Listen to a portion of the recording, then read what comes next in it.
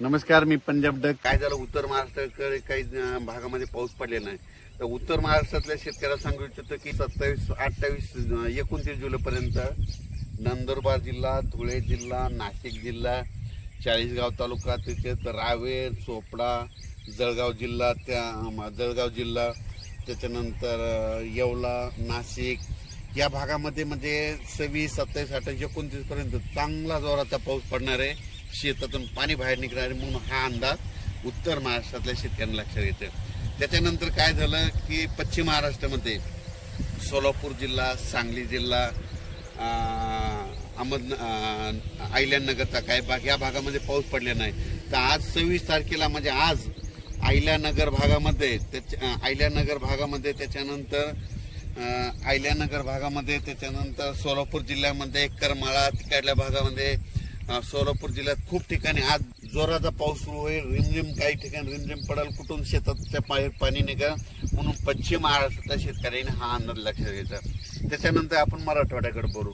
मराठवाड्याकडे सांगायचं झालं तर लातूर जिल्हा, धाराशिव जिल्हा, बीड जिल्हा, परभणी जिल्हा, जालना जिल्हा, संभाजीनगर, त्यांना नांदेड, हिंगोली या जिल्ह्यामध्ये म्हणजे आज 26, 27, 28 पर्यंत चांगला दुपारनंतर जोराने पाऊस येईल.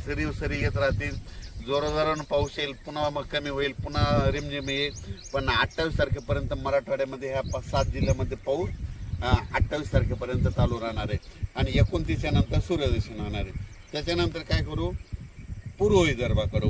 पूर्व विदर्भामध्ये वर्धा, नागपूर, भंडारा, अमरावती, अकोला, बुलढाणा, त्याच्यानंतर वाशिम, यवतमाळ या भागामध्ये 26, 27, 28, 29 तारखे 1-2 तारखेपर्यंत ह्या पट्ट्यामध्ये पूर्व विदर्भामध्ये ह्या भागामध्ये पाऊस असणार आहे म्हणून हा अंदाज लक्षात येतं.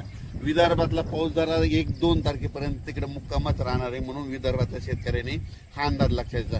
थोडंफार काय होईल 28-29 नंतर ऊन पडेल, पण थोडा पाऊस विदर्भात ते चालूच राहणार आहे म्हणून हा अंदाज लक्षात येतो.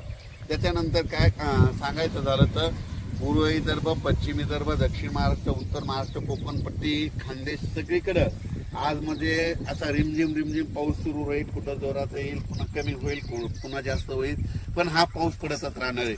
आणि कोकणातला पाऊस मात्र जोरानं पडणार आहे हे म्हणून लक्षात घ्यायचं. अचानक वातावरणात बदल झाला तर लगेच एक मेसेज दिला जाईल. धन्यवाद.